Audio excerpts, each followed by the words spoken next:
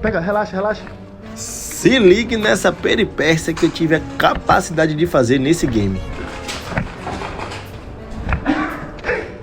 Foi usar o recurso da granada, mas com certeza quando eu saquei o pino de segurança, se foi o pino da alavanca também. E aí quando eu lancei a granada já foi se abrindo antes de chegar no objetivo. Porque o normal desse tipo de granada é ela bater em alguma superfície e acionar com impacto.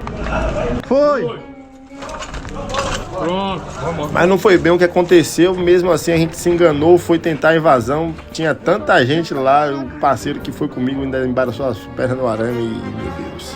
Agora diz aí se você já teve alguma experiência inusitada com essas granadas de airsoft. Oh, senhor.